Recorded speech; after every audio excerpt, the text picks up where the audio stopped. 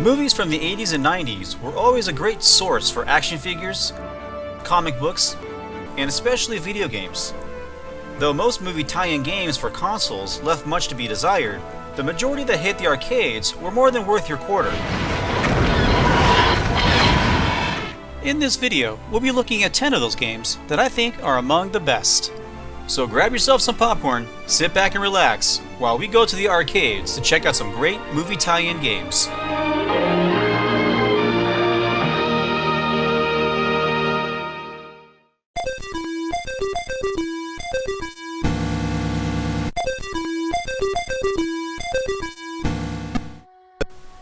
Yep, that there is Pong. Sure, it's the simple-minded dinosaur of video games, but it's an important part of gaming history nonetheless. And believe it or not, Pong was the spark that ignited the creative mind of Steven Lisberger, and the creation of Tron emerged. A security program who defends a software world against a power-hungry master control program. But it wasn't until 1982 that Lisberger finally was able to see Tron reach its full potential. During the peak of the video game boom, Walt Disney jumped at the chance to cash in while the iron was hot, and saw Lisberger's gaming grid computer world of Tron a perfect recipe for box office gold. Unfortunately, Tron had the misfortune of being released around the same time as E.T., and was immediately sent to the back seat. Regardless, it was still a moderate success and was critically praised for its state-of-the-art visuals. And wouldn't you know it, Tron was just the right choice for a video game adaptation. More notably, the first video game ever based off of a movie. No sweat. I play video games better than anybody. The Tron license was signed over to Bally Midway, and even though they were pressed for time to finish it by the film's release, it still made its way to arcades just in time during Tron's theatrical run. Right off the bat, Tron boasted two unique aspects that helped it stand out from the oversaturated crowd of arcade games. The first is with the cabinet itself, the inside of which contained a pair of backlights, one above the controls and one underneath the control panel, which effectively caused the translucent blue flight stick to glow in full Tron glory. To this day, it is still one of the most beautiful arcade cabinets ever created. Tron also offered players 4 subgames, of which were all inspired by events that took place in the film. For its time, having the option to play multiple games in one cabinet was yet another unique concept. This hub screen is where you select one of these colored sectors that will in turn transport you to one of the 4 game arenas at random. This one here is Battle Tanks, which was inspired by Clue's failed infiltration into the Incom mainframe from the film. Your objective is to destroy all of the blue enemy tanks, while navigating the maze-like battlefield and using its layout to your advantage. Once you hit the higher levels, the tanks are replaced with recognizers that use collision attacks instead of gunfire. The MCP Cone is a game based on the final battle against the Master Control program. Using the rotary dial control, Tron must aim his shots to break through a rotating shield that is protecting the MCP Cone, while trying to avoid making contact with any of the shield blocks. This game can be completed pretty quickly once you have the controls down. The Empire Strikes Back has the AT-ATs, and Tron has the light cycles. They were the clear highlight of the movie, and naturally, the highlight of the game. And if you've seen the movie, you pretty much know the rules of this game grid. Keep Tron's cycle moving in a strategic snake-like pattern until the enemy cycles are either forced into the outer wall or into your jet trails. For me, the light cycles is the main reason I put a quarter in a Tron cabinet, and I'm pretty sure that was the case for gamers back in the day. The last game is based off of the I/O Tower, which was the gateway used by a program to send data back to their users. Here you must guide Tron to the flashing circle of the input-output tower within a set time limit. Sounds easy enough until you factor in the swarm of grid bugs that are trying to stop you from getting there. The solution is to simply shoot your way through these little computer viruses and hope you get to the tower in time. And once you master the controls in this grid, it's also a great way to rack up some points. Combining 4 fun minigames into a beautiful and attention-grabbing cabinet made for an incredibly successful arcade game. So successful, in fact, that it grossed even more profits than the movie was based on. And was awarded Coin-Operated Game of the Year by Electronic Games magazine. This game was even hotter than this deleted Tron scene.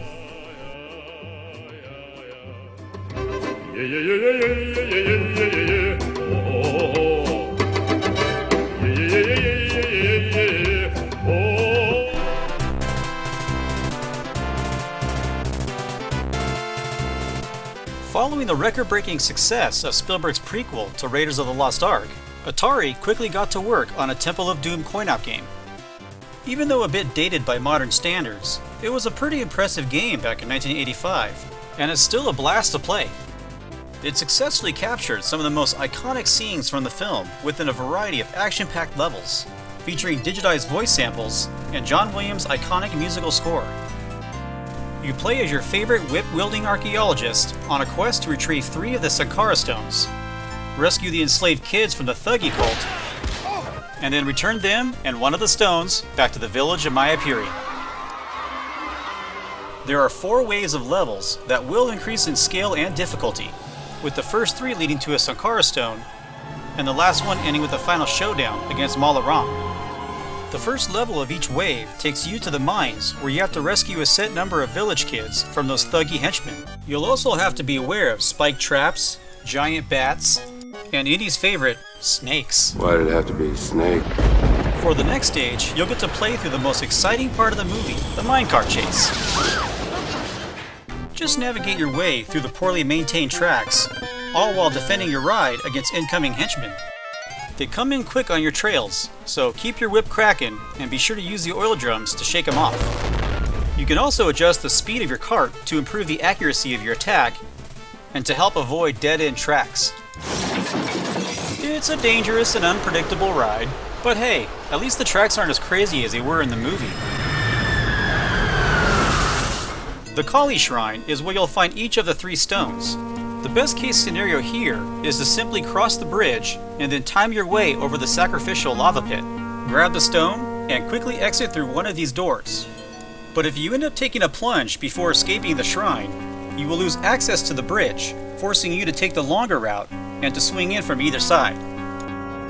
Once all 3 stones have been recovered, you will eventually make an escape through India's greatest architectural marvel. No, not that one. The rope bridge. Unfortunately, the questionable integrity of the bridge isn't your only problem. While Thuggies are trying to attack you from behind, Mala Ram will be busy casting a healthy dose of fireballs your way. Once you finally come face to face with the Flaming Heart Doctor, it's time to send him on his dinner date with the crocodiles. Mission accomplished. RoboCop. RoboCop blasted its way into theaters in 1987 with balls-to-the-wall action, satire on capitalism, and enough gore that would make even Rambo wince. Yet, despite its ultra-violent and drug-themed nature, RoboCop was a hit with the kids, spawning a Saturday morning cartoon, an action figure line, and video games spanning across over a dozen platforms. With the license handed over to those karate champ bad dudes at Data East, development on a RoboCop coin-op game was quickly underway. Released to arcades everywhere in 1988, everything you would expect from this movie tie-in game was all there.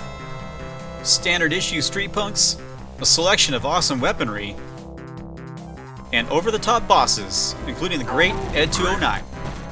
Your objective is simple: clean up the streets of old Detroit and make your way to the OCP headquarters to take down its corrupted senior VP, Dick Jones. However, this mission is no walk in the park. The action within all 7 levels consists of relentless waves of incoming enemies, bullets, and grenades. And considering RoboCop's stride is that of a cement truck, you must retaliate with both patience and accuracy. In other words, you won't get very far by aimlessly rushing your way through each stage. Murphy can jump, punch, and fire his equipped weapon in multiple directions. Aside from your default firearm, you'll also find 3 other weapon types to help take down the bad dudes with more efficiency: a dual laser, a 3-way spread shot, and the uber-powerful Cobra gun. I like it! Ammo for all 3 weapons is limited, so choose your shots wisely. Aside from 2 firing range bonus rounds, RoboCop will enforce some law within 7 side-scrolling stages that faithfully coincide with scenes and settings from the film, all of which have the usual boss fight waiting for you at the end. With the exception of 3 of the end bosses, Ed 209 is the main showcase here. It's no surprise really, as Ed 209 was a huge highlight from the movie, and quickly became one of the most iconic villains within a short list of great 80s science fiction films. After all, he really was the only piece of machinery that could go toe-to-toe with RoboCop. Of course, given a flight of stairs isn't a factor.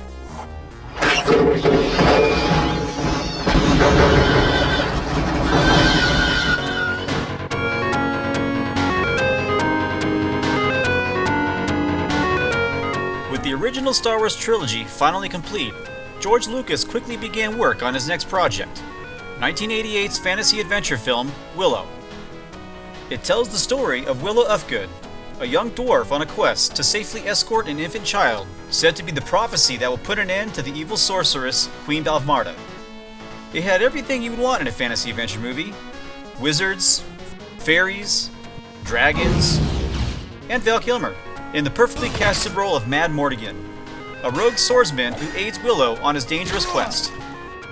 Despite the film's moderate box office success, a Willow game still made its way to arcades 1 year after its theatrical run.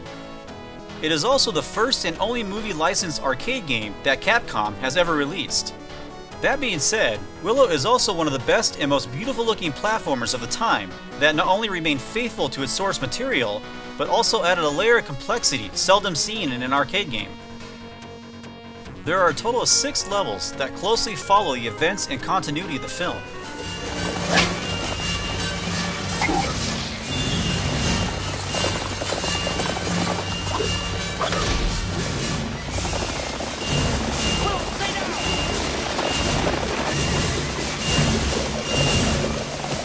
As you are sent on your quest by the High Wizard Aldwin, you begin the game as Willow, who uses his wand to attack enemies with projectile magic, of which can be charged up for an increase in power by pressing down on the attack button until the charge meter is filled.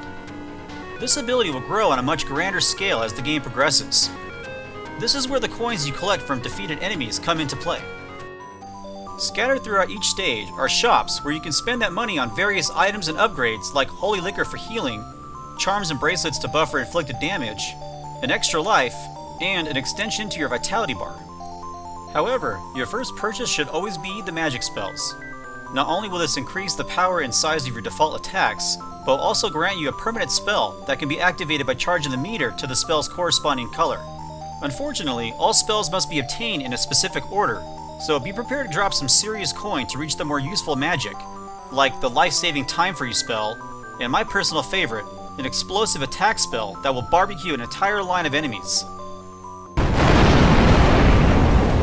By the end of the first stage, Mad Mortigan is finally free from his giant birdcage prison and is ready to join the fight. Unlike Willow's shooting wand, Mad Mortigan uses a simple sword attack that can also be charged up to release short-range waves from his blade. And even though he doesn't have the luxury of using spells, Mad Mortigan can still buy sword upgrades from the shop for a permanent boost in power. Plus, you can always count on Mad Morty to get involved in some crazy hijinks.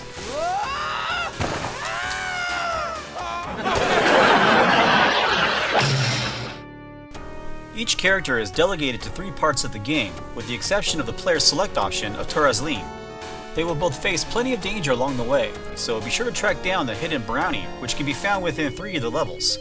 They're about as useful as Tails is to Sonic, but when up against the overwhelming amount of hellhounds, trolls, wizards, and Nockmaar soldiers, you can use all the help you can get. Boss battles will also put your skills to the test, from a giant hellhound to the 2-headed dragon Eversisk, all of which will quickly drain you of your health without a little pattern mastery. Mad Morty will also have to engage in a few close combat battles against the Queen's conflicted daughter Sorsha and her loyal general Kael. And speaking of Bavmarda, you'll find her at the peak of Nockmaar Castle in the final stage. This final showdown comes down to both survival and a race against the clock. It can be pretty difficult to chip away at her health while simultaneously trying to evade her powerful spells and fending off her magical minions. After a few tries, you'll get it, and we'll finally have saved the kingdom from this evil woman.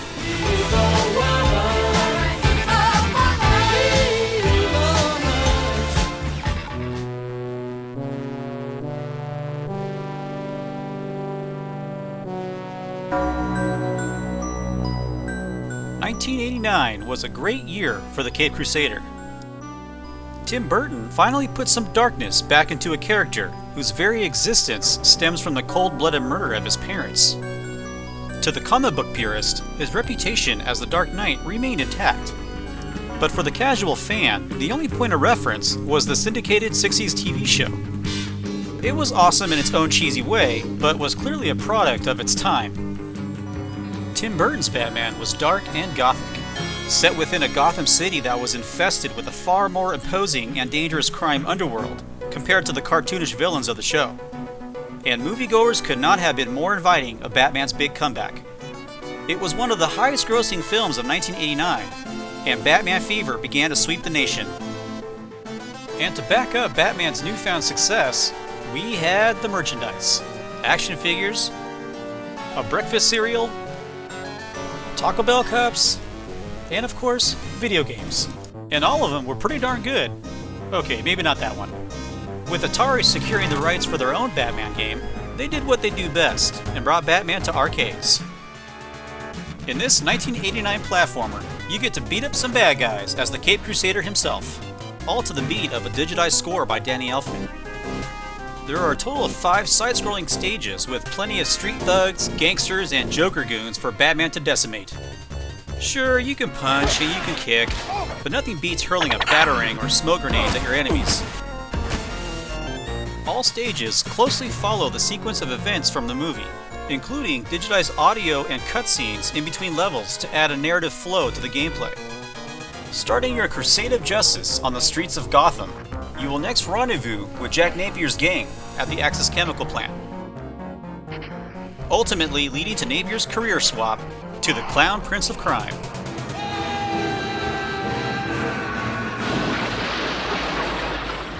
And that Joker has some nerve to trick poor Vicky Vale into a candlelight dinner at the Gotham Art Museum. At least you can lay waste to some of Joker's goons while taking in some much-needed culture. Never fear, Kim Basinger, Batman is here. Hold on. Get those wonderful toys. There's also 3 first-person Segway stages that put you in control of both the Batmobile and Batwing. Considering the popularity of these 2 iconic vehicles, it was smart of Atari to include these levels, if not to break up the standard platforming a bit. Your objective in the Batmobile is to simply shoot at the enemy vehicles that appear in your crosshairs, while trying to avoid civilian cars and taking any extra damage. You are given a little more to do in the Batwing, however. Aside from shooting down Joker's fleet of helicopters, you also have to collect all of the hot air balloons that are spreading toxic gas onto the citizens of Gotham. Why didn't somebody tell me that he had one of those things? The last stage at the cathedral requires a little platforming to reach the top, where you'll eventually run into this jackass from the movie, followed by an incredibly loud and dangerous stroll through the belfry, and then your final dance with the devil by the pale moonlight. With a barrage of batarangs and a few kicks to his face, this fight will be over quicker than Bruce Wayne's relationships.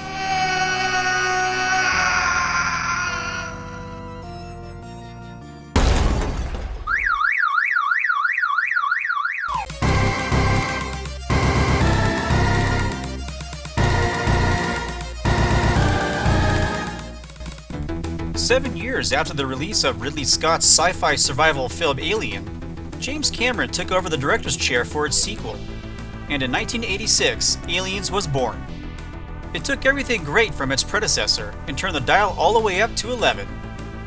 Not only does Aliens contain some of the most intense action and suspense ever seen on the big screen, it also turned the lead scientist, Ellen Ripley, into a bona fide action hero.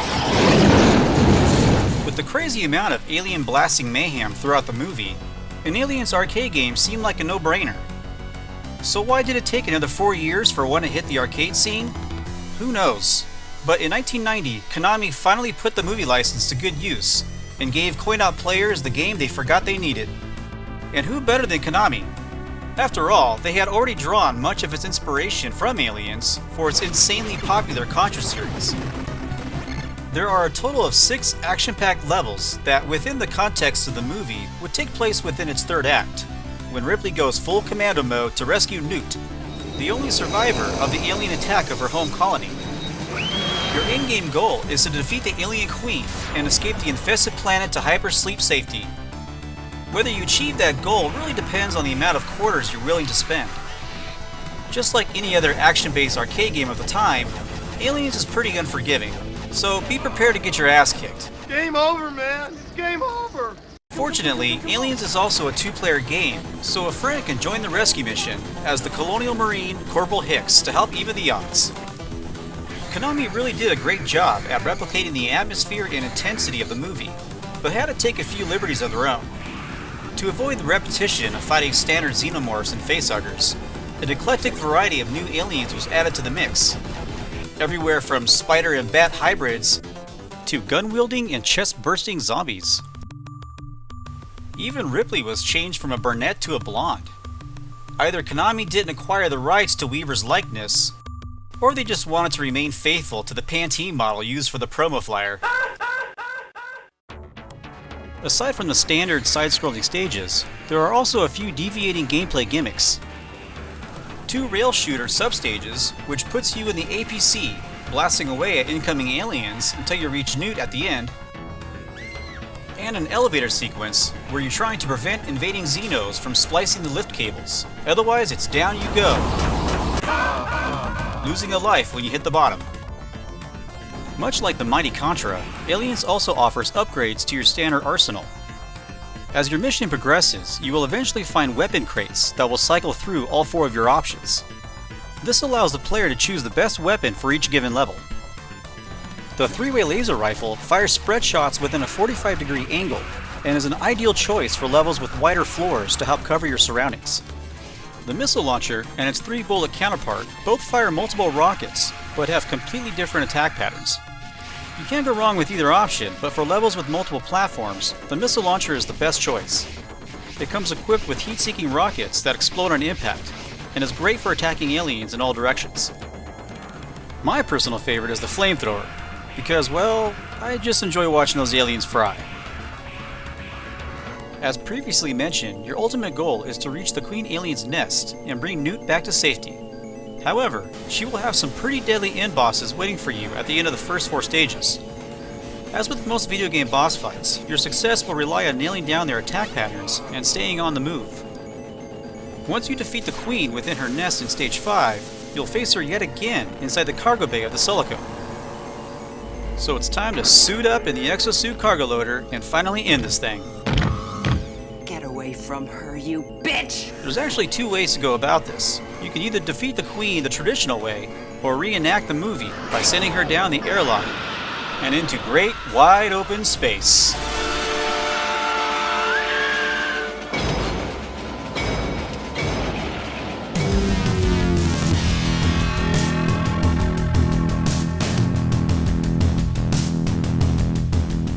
If someone was to ask me what are 3 of the best sequels ever made, my answer will always be the same: Empire Strikes Back, Aliens, and Terminator II.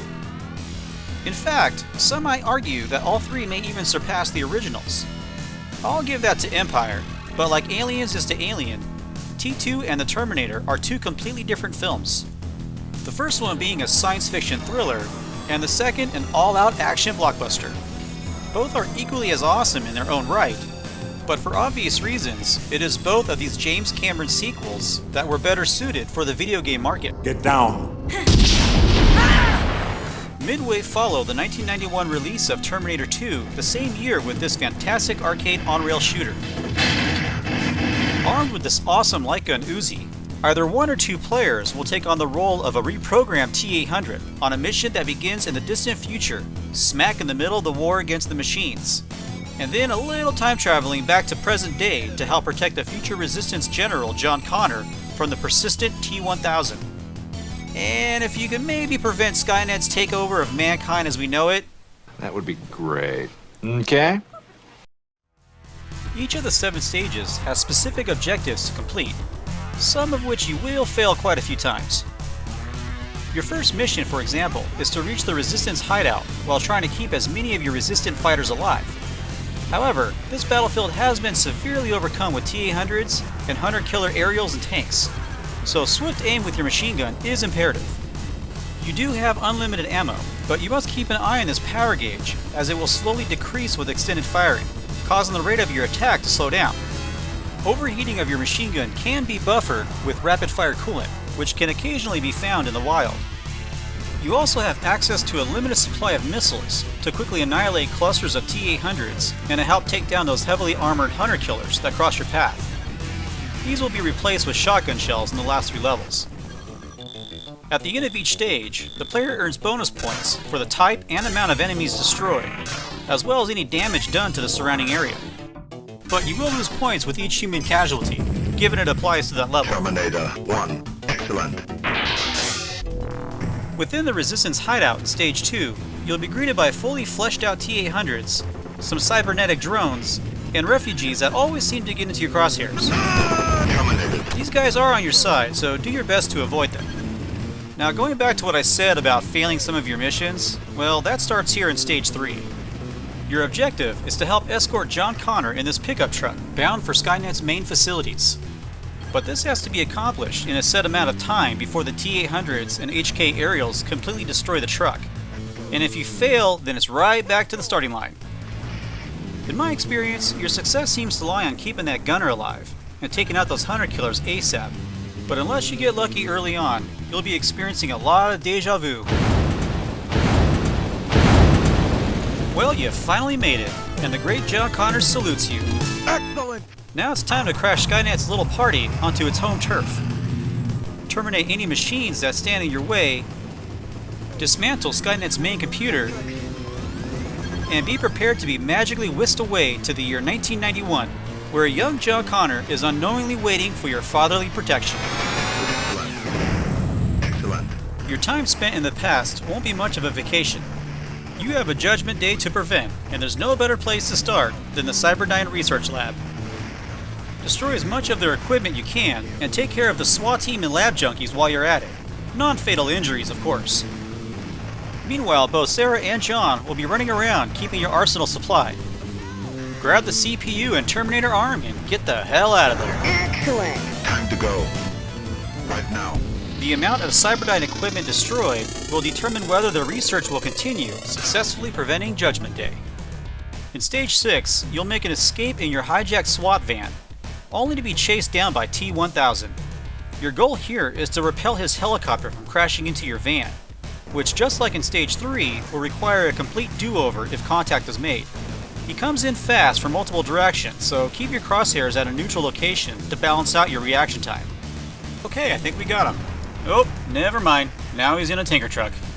Fortunately, that tanker is full of liquid nitrogen, which you will use to your advantage in the final stage by piercing the tank with enough gunfire to freeze that little police imposter solid.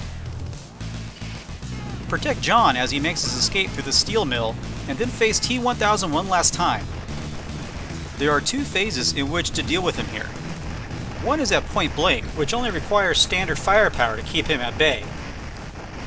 But once he emerges next to John, you'll need to keep plugging away at him with your shotgun until he's far back enough to use one of the randomly dropped grenade launchers to rip him to shreds. And then down he goes for a relaxing dip into the hot tub.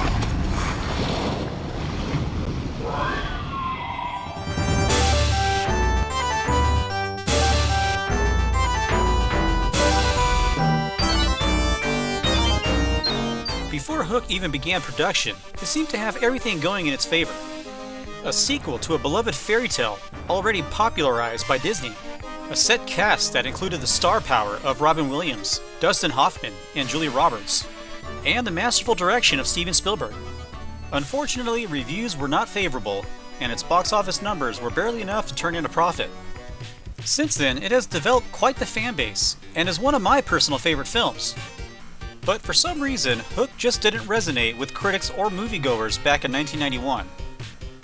It's too bad, really. I mean, it's a fun movie about a guy who can fly and fights pirates alongside an eclectic crew of misfit kids.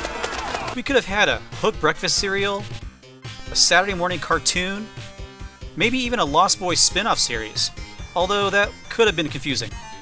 What Hook fans did get, however, was a dollar store quality action figure line, some crappy Happy Meal toys, and a string of mediocre video game adaptations. But there is one that stood out among the rest, and most gamers then probably didn't even know it existed. With the arcade hits Kung Fu Master and R-Type under their belt, the developers at Irem decided to take Hook down the beat-em-up route, as opposed to the platformers released on home consoles. Even though it may suffer from the repetitive shortcomings as other Final Fight clones, Irem made up for it with their trademark art style, fun gameplay, and all of the charm they could possibly cram in from the movie. And since Konami was so successful with their multiplayer beat-em-ups, Irem decided Hook was perfect for some 4-player action.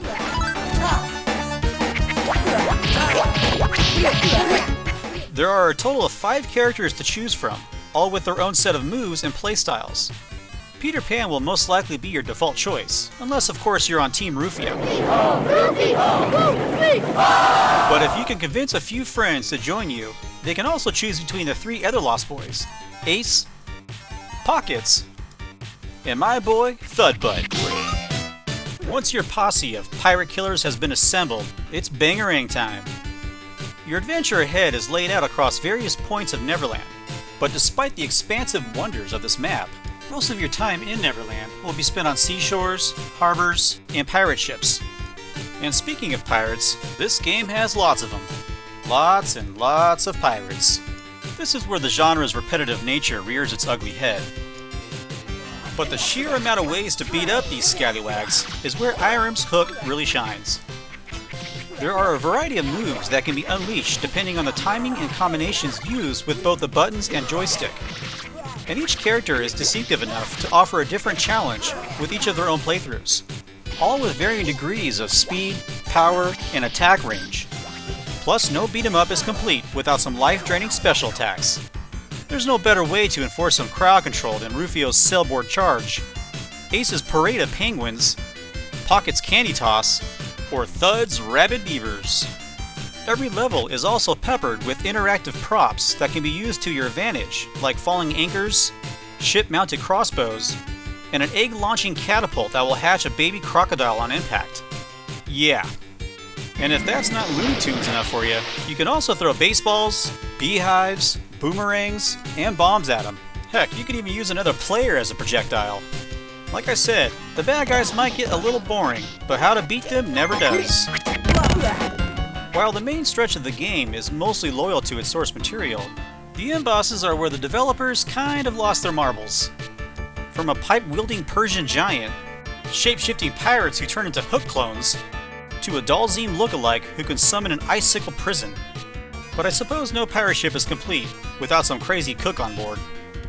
Things do get back on track in the end, where you will face the loyal first mate Smee, and finally the kidnapping captain himself, James Hook. The final fight can be a bit of a slog, as trying to get to arm's length of Hook is hampered by Smee's constant cannon fire. And you know what? I'm not even mad, because you really gotta respect that dude's loyalty. Smee! What about Smee? Smee's me. What about me?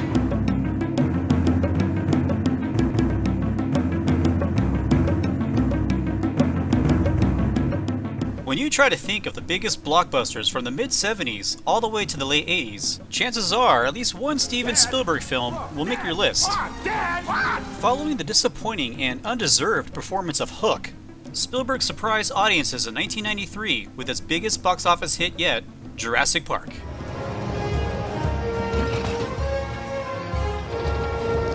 Not only did Jurassic make dinosaurs cool again, but the Dinos on the Loose concept was perfect for adapting into the video game market. What made the Jurassic Park game so interesting is that no one version was anything like the other. From a side-scrolling platformer and a top-down shooter to a point-and-click puzzle solver, each given home console had something unique to offer in the world of Jurassic Park. But if you've ever been to a Chuck E. Cheese's around the mid-90s, more than likely you have spent a few of your tokens on this beast, Jurassic Park, the arcade game. Developed by Sega and released in 1994, this Jurassic game is a simple on-rail shooter that is controlled with a joystick as opposed to a light gun. It's also graphically similar to other past Sega titles that use super-scaling effects to create immersive 3D-like environments. And just like the innovative and deluxe nature of those gaming cabinets, Sega also enhanced Jurassic Park with motion-activated hydraulic seats that interact with the action seen on screen. And in case you haven't noticed, it is also a dual-seated co-op game, where you and another player take on the roles of InGen commandos on a mission to clean up the remaining dinos following the events of the film on Isla Nublar. And don't worry, you're not actually killing any of the dinosaurs. Your weapon of choice on this quest is a high-powered automatic tranquilizer gun. It's a rare opportunity where you get to be both humane and a badass. The game is broken up into 4 areas, all of which you will navigate rail style on the back of your park-issued Ford Explorer. And you'll be driving this thing through about every type of terrain you can think of, like a swamp full of muddy Dilophosauruses, open fields of pissed-off Triceratops, rocky valleys of pterodactyls, or is it pteranodons? I don't know. A daring drive across a rickety bridge, followed by a mile-long plummet into a cavernous river, even a volcano full of raptors, and best yet, on the back of a Brachiosaurus. I mean, I don't know what kind of mechanics this park has on its payroll, but that 4 brings new meaning to all terrain. Once you get to Area 4, you'll get to take a relaxing ride through the Raptors' new homestead within the Visitor Center. And then come face to face with not 1, but 2 T-Rexes for the game's finale. Now, when you factor in the booming roars coming from the speakers, or the in-your-face look into their bloodthirsty jaws, I gotta say, this was a pretty scary experience for young gamers back in the day. And that, in a nutshell, is what made this game so awesome. It successfully replicated the intensity of being chased by giant reptiles who want nothing more than to have you for dinner. But if you manage to maintain all of your limbs and vital organs until the end, you'll finally get to shoot your last dart. Sweet dreams, big guy, and we'll see you again for the next 5 sequels.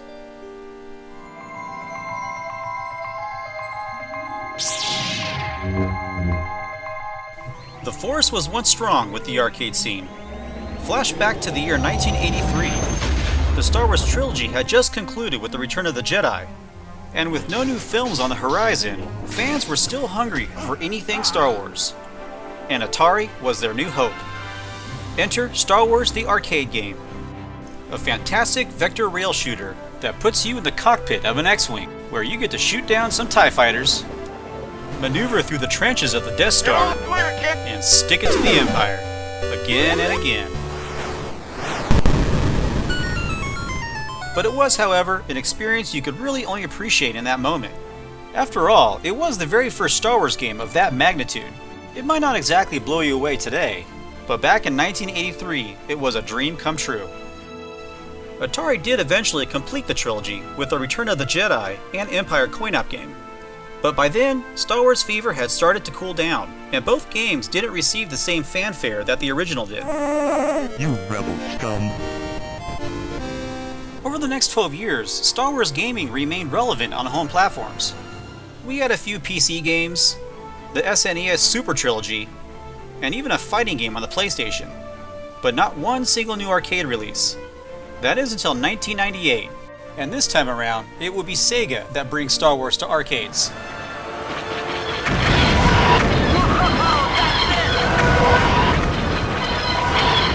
Star Wars Trilogy Arcade takes some of the greatest scenes from the films and delivers them all in one incredible game. A New Hope, The Empire Strikes Back, and Return of the Jedi are all here. Each with 3 unique objectives that only requires a joystick to move a crosshair to your targets, and a fire button to attack. At certain points in some stages, you will also trigger on-screen alerts, requiring you to press the special event button on the control panel. In most cases, this will simply just call in a backup squadron to assist you in battle. All 3 episodes can be played in any order, but let's start with Episode 4. And if you've played Atari Star Wars game, you'll quickly see the similarities within all 3 of its stages. Quickly jumping right into the final battle of Yavin, you'll take on the role of Luke Skywalker in his trusty X-Wing, ready to put the stolen Death Star plans to good use. An Imperial welcoming party of TIE fighters and Star Destroyers will greet you just outside of their prized space station. You're going to want to take out as many of these guys as you can, because you will be graded on your marksmanship after every stage. There's a lot of guns on the surface. Once you make it through the waves of turbo laser turrets on the Death Star surface, it's finally Luke's time to shine in the trenches below. Switch all power to 1 deflector's green. Unlike Atari's version of this level, there aren't any obstacles to avoid here, so it's a simple aim and shoot scenario. Obviously, the Empire is there to oppose you, so watch out for more TIE fighters. And of course, the asthmatic Sith Lord himself, Darth Vader. Have you not? Take out his 2 wingmen, and the Falcon will take care of the rest. You're all clear, kid. Now let's blow this thing and go home. Now it's time to hit that flashing event button. Use the force. I mean, use the Force to send your proton torpedoes into that conveniently placed exhaust port.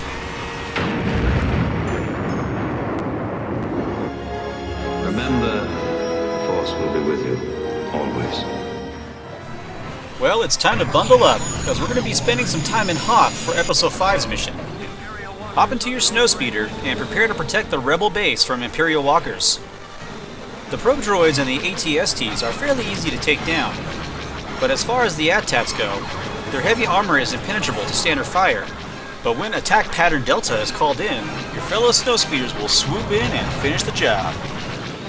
Once you finish helping your buddy out with his tow cable, all you have left is to take care of this last walker. That got him! I see it, Wedge. Good work. You demand, Wedge. Alright, let's head back to base. But despite all your efforts on the battlefield, the Empire has still gained the upper hand, and now it's time to evacuate Hoth. Your escape will not be so easy, as Echo Base has now been overrun with snowtroopers, so you're gonna have... Wait a minute. What's behind this door? Wait, Wampas? Yeah, no. Actually, this gives me a great idea. Hey 3PO, take that sign down. Yeah, that one. Oh, this is gonna be good. There's no one here. That's cause we're over here! Follow me. Yeah, behind the door! What a bunch of knuckleheads. Okay, where were we? Oh yeah. So with the snowtroopers, you'll need to aim with both patience and accuracy to rack up some successive hit points to add to your score. Wampas, on the other hand, are a little tougher, so just unload a constant stream of headshots to take them out quicker. Now that you and your crew finally made it to the Falcon, you'll have to deal with a few more snowtroopers and one last Wampa. And once you got those guys all cleared out, it's time to jump on board and be on your merry way. It was a good run, boys, but we're out of here. After completing the first 2 missions, you will then unlock a special stage that pits you up against the bounty hunter Boba Fett. Your goal is pretty straightforward. Just use the joystick in the direction of the flashing arrows, which will in turn deflect Boba's blaster shots. And when the arrows flash green, the shots will be sent right back his way. And once his life gauge is depleted, Boba will become bed buddies with the Sarlacc pit.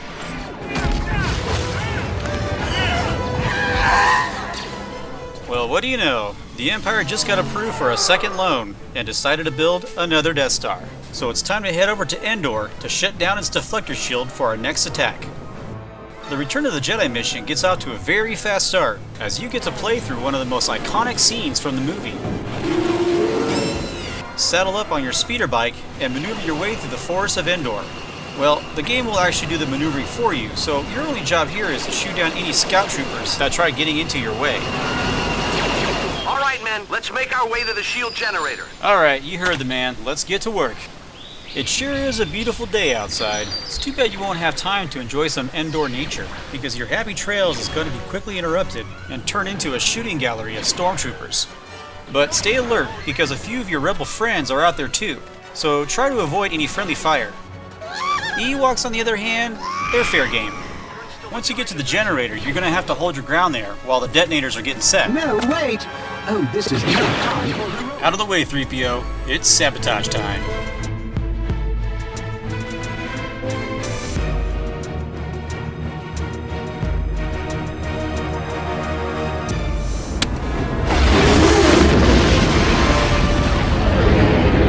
Hey, good job, everybody. Beers are on me. Crap. Fortunately, the last stage is pretty easy. Just fire at that AT-ST like there's no tomorrow. More specifically, at all of its weak points that are clearly indicated for you. Mission complete. Meanwhile, Luke is now dealing with some serious daddy issues up at the Death Star. Obi-Wan has taught you well. In this special stage, you'll cross sabers with Papa Vader using the same method you used to defeat Boba Fett. Red arrows to block, and green arrows to attack. Your skills are complete. And just when you think you cleared the game after defeating Vader, nope. There's still the second Death Star to blow to smithereens. And now that you've finished all 3 main missions and both special stages, the final mission has been unlocked. And now it's time to stick it to the Empire one last time.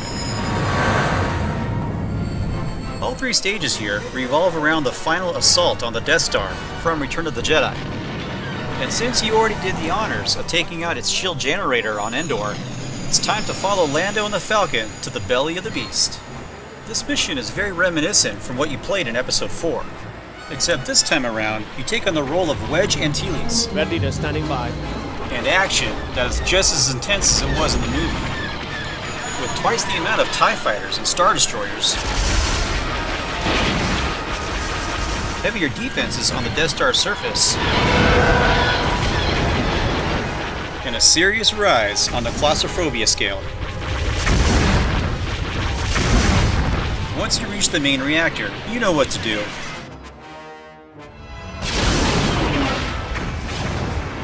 And hopefully this time they've learned their lesson on building those damn Death Stars. Well, that's it, my friends. I hope you enjoyed the video, because I sure had a lot of fun making it. If you did, send me a thumbs up, and don't forget to subscribe, because we'll have plenty more videos coming your way. This is Rook Arcade, and I'll see you at the movies.